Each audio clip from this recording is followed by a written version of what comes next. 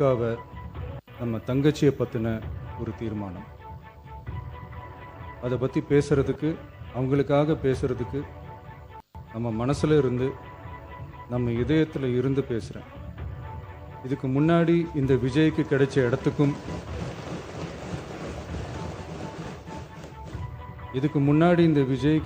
இடத்துக்கும், இன்னைக்கு இந்த விஜய்க்கு கிடைச்சிருக்கிற இடத்துக்கும் மிகப்பெரிய காரணமாக இருக்கிறதுல என்னோட பாட்டி, அம்மா, அக்கா, தங்கச்சிங்க தான் மிகப்பெரிய காரணம்ங்கிறத என்னால் மறுக்கவே முடியாது. அந்த நன்றி விசுவாசத்தோட, அப்படி ஒரு உணர்வோடு தான் இப்போ இங்கே நின்று பேசுகிறேன். பெருசாக பணம் இருந்துட்டா ஒரு வீட்டுக்கோ, பெரிய பொருளாதாரம் இருந்துட்டா ஒரு நாட்டுக்கோ பெரிய பேர் வந்துடும்னு சில பேர் நினைக்கலாம். ஆனால் உண்மையாகவே ஒரு வீட்டுக்கோ ஒரு நாட்டுக்கோ எப்போ பெரிய பேர் கிடைக்கும் தெரியுமா? அந்த வீட்டு பெண்கள் தனிப்பட்ட முறையில் சமூகத்தில் உயர்ந்தாதான் பெரிய பேர் ஒட்டுமொத்த சமூகத்துக்கே கிடைக்கும். நம்ம தமிழ்நாட்டு மண்ணில் சங்க காலத்தில் இருந்த அன்னைக்கும் சரி இன்றைக்கும் சரி மிகப்பெரிய அடையாளமாக இருக்கிற பெண் ஆளுமைகள் நிறைய பேர் இருக்காங்க. ஔவையார், காக்கை, பாடினியார்னு சங்க காலத்து ஆளுமைகள், கண்ணகி, மணிமேகலை, குண்டலகேசி, இவங்கெல்லாம் இலக்கியத்தில் நிலைச்சி நிற்கிறவங்க. ஆண்டாள், காரைக்கால் அம்மையார், இவங்கெல்லாம் ஆன்மீகத்திலையும் இலக்கியத்திலையும் உயர்ந்த இடத்துல இருக்கிறவங்க. ராணி வேலு நாச்சியார், குயிலி, அம்புஜம் அம்மாள், ருக்மணி லட்சுமிபதி அம்மாள், டாக்டர் முத்துலட்சுமி ரெட்டி அஞ்சலை அம்மாள், மக்கள் சேவகர் அஞ்சலை அம்மாள்னு நம்ம நாட்டோட விடுதலை போராட்டத்தில் கலந்துக்கிட்டவங்க.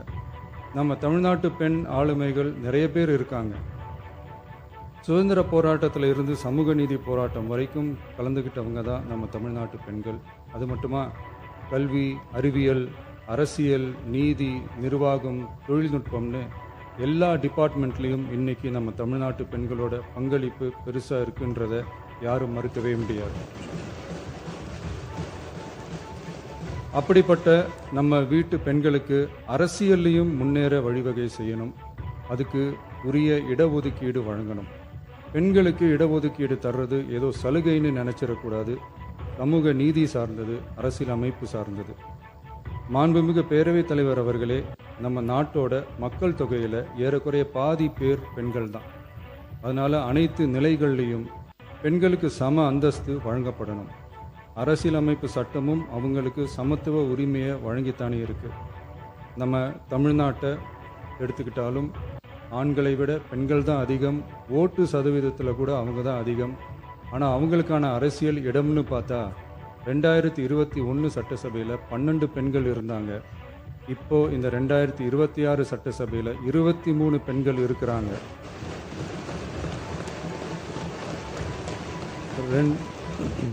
ரெண்டு மடங்கு ஆகி இருக்கு. ஆனாலும் சதவீத கணக்குப்படி பெருசாக உயரலை.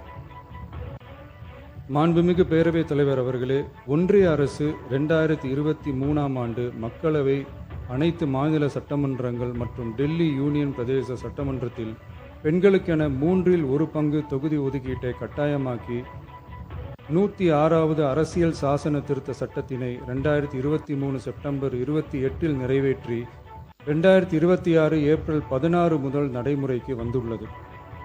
இருப்பினும் மேற்படி தொகுதி ஒதுக்கீடானது மக்கள் தொகை கணக்கெடுப்பு மற்றும் அதை தொடர்ந்து நடக்கும் தொகுதி மறுவரையறை பணிகளுக்கு பிறகுதான் முழுமையாக நடைமுறைக்கு வரும் என்று தெரிவிக்கப்பட்டுள்ளது.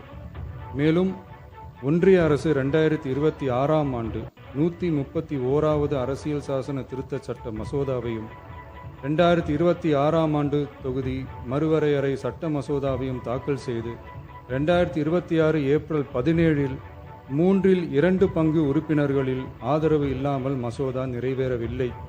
அவ்வாறு மக்கள் தொகை கணக்கெடுப்பு மற்றும் தொகுதி மறுசீரமைப்புடன் பெண்களுக்கான தொகுதி ஒதுக்கீட்டை இணைப்பதால் அதனை நடைமுறைப்படுத்த மேலும் பல ஆண்டுகள் காலதாமதம் ஆகலாம்.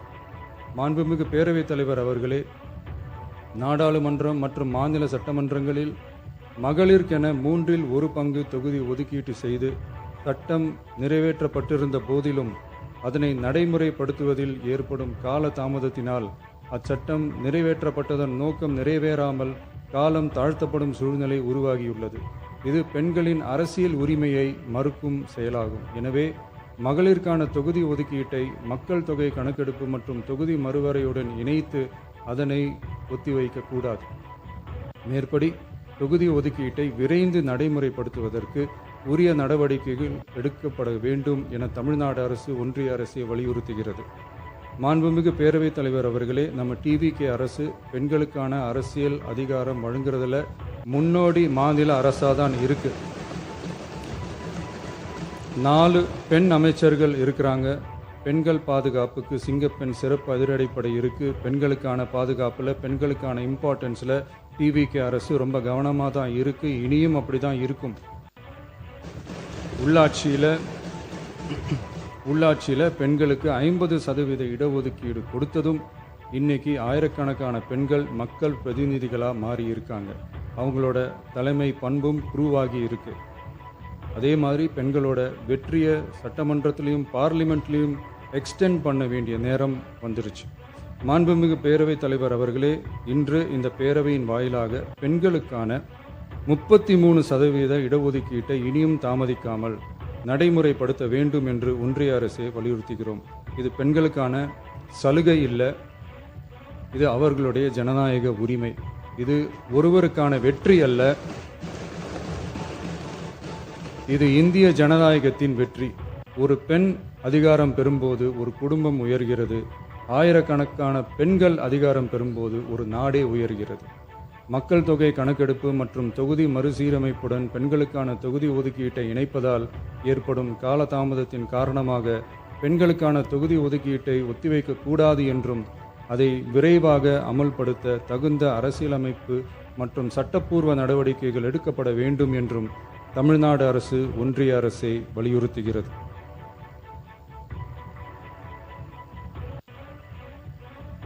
மாண்புமிகு பேரவைத் தலைவர் அவர்களே, டீலிமிட்டேஷன் தொடர்பான ஆலோசனை கூட்டம் தமிழ்நாட்டு மக்களவை மற்றும் மாநிலங்களவை உறுப்பினர்களுடன் தமிழ்நாடு அரசால் நமது தலைமையில் 8/8/2026 அன்று கலைவாணர் அரங்கத்தில் நடந்துச்சு.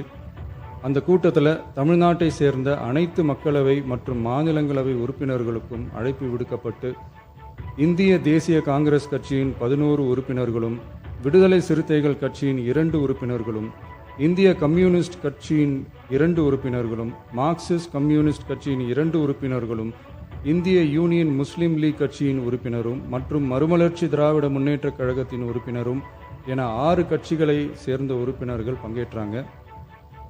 இந்த கூட்டத்தில் டீலிமிட்டேஷன் தொடர்பாக விரிவாக ஆலோசிக்கப்பட்டுச்சு. அந்த ஆலோசனையில் டீலிமிட்டேஷனால் தமிழ்நாடு மற்றும் தென் மாநிலங்களுக்கு ஏற்படக்கூடிய பாதிப்புகள் குறித்தும் அதை சரி செய்யறதுக்கான வழிமுறைகள் குறித்தும் விவாதிக்கப்பட்டு இறுதியில் டீலிமிட்டேஷன் தொடர்பாக சட்டமன்றத்தில் ஒரு தீர்மானம் இயற்றலாம்னு முடிவானுச்சு. மாண்புமிகு பேரவைத் தலைவர் அவர்களே, இந்தியாவில் 1952ஆம் ஆண்டு முதல் பொது தேர்தல் நடத்தப்பட்டது. அது தொடர்ந்து ஒவ்வொரு 10 ஆண்டுகளுக்கு ஒரு முறை நடத்தப்படுற சென்சஸ் டீட்டெயில்ஸ் படி மக்களவை மற்றும் சட்டப்பேரவை தொகுதிகளின் எண்ணிக்கையை மறுசீரமைப்பு செஞ்சு 1976 வரை தேர்தல்கள் நடத்தப்பட்டது. இந்த நிலையில் 1976ஆம் ஆண்டு 42வது அரசியலமைப்பு சட்ட திருத்தப்படி மக்கள் தொகையை சிறப்பாக கட்டுப்படுத்தும் மாநிலங்களுக்கு டீலிமிட்டேஷன் காரணமாக மக்களவை உறுப்பினர் எண்ணிக்கையில் எந்தவித பாதிப்பும் ஏற்படக்கூடாது என்பதற்காக அடுத்த 25 வருஷத்துக்கு 1971ஆம் ஆண்டு சென்சஸ் படி பாராளுமன்ற உறுப்பினர்களின் எண்ணிக்கை வைக்கப்படும்னு சட்டம் இயற்றப்பட்டது. அதை தொடர்ந்து அதே நிலையை முன்னிறுத்தி 84வது மற்றும் 87வது அரசியலமைப்பு சட்ட திருத்தம் 1971 சென்சஸ் படி மக்களவை தொகுதிகள் நிலைநிறுத்தப்பட்டன. இந்த திருத்தங்களோட நோக்கமே மக்கள் தொகை கட்டுப்பாட்டை செயல்படுத்திய மாநிலங்களின் உரிமைகளை பாதுகாக்கிறது தான். மாண்புமிகு பேரவைத் தலைவர் அவர்களே, அந்த 25 வருஷ லிமிட் இந்த 2026 முடியுது. இதை முன்னிட்டு கடந்த 50 வருஷமாக இருந்து வந்த டீலிமிட்டேஷன் தடையை அகற்றி 2011 சென்சஸ் அடிப்படையில் மக்களவை மற்றும் சட்டப்பேரவை தொகுதிகளின் எண்ணிக்கையை நிர்ணயிக்க நாடாளுமன்றத்தில் ஒரு மசோதா ஏப்ரல் 2026 அறிமுகப்படுத்தப்பட்டு அந்த மசோதா தோல்வியில் முடிஞ்சது. இப்போ மீண்டும் ஒன்றிய அரசு மக்களவை உறுப்பினர்களின் எண்ணிக்கையை 50% அதிகரிக்க செய்து டீலிமிட்டேஷன் மசோதாவை அறிமுகப்படுத்த உத்தேசித்து இருப்பதா சில அரசியல் கட்சிகள் தெரிவிப்பதா கூறப்படுது. இந்த வரக்கூடிய மசோதா குறித்து 8/8/2026 பாராளுமன்ற உறுப்பினர்களோட நடந்த கூட்டத்தில் விவாதிச்சப்போ மேலே சொன்ன மாதிரி தற்போது அறிமுகப்படுத்தப்பட உள்ள மசோதா நிறைவேறினால் ஒவ்வொரு மாநிலத்துக்கும் தலா 50% மக்களவை உறுப்பினர்களின் எண்ணிக்கையை முதலில் அதிகரித்தாலும் அதனைத் தொடர்ந்து 2026 சென்சஸுக்கு பிறகு அரசியலமைப்பு பிரிவு ஆர்டிகல் 81(2)A அதன் கீழ் மாநிலத்தின் மக்கள் தொகையின் அடிப்படையில் தொகுதிகள் மறுசீரமைக்கப்படும். இப்படி செஞ்சா தென் மாநிலங்களின் பாராளுமன்ற உறுப்பினர் எண்ணிக்கை வெகுவா குறைய வாய்ப்பு இருக்கு. கடைசியில் மக்கள் தொகை கட்டுப்பாட்டை சிறப்பாக செயல்படுத்தின தமிழ்நாடு உள்ளிட்ட தென் மாநிலங்களுக்கு பெரும் அரசியல் பிரதிநிதித்துவ அநீதி இழைக்கப்படும். சர்வ வல்லமை பெற்றதா டீலிமிட்டேஷன் ஆணையம் இருக்கு. இந்த அதிகாரத்தை தவிர்த்து பாராளுமன்றத்திற்கே இறுதி செய்யும் அதிகாரம் இருக்க வேண்டும் என்ற கருத்தும் முன்வைக்கப்பட்டது.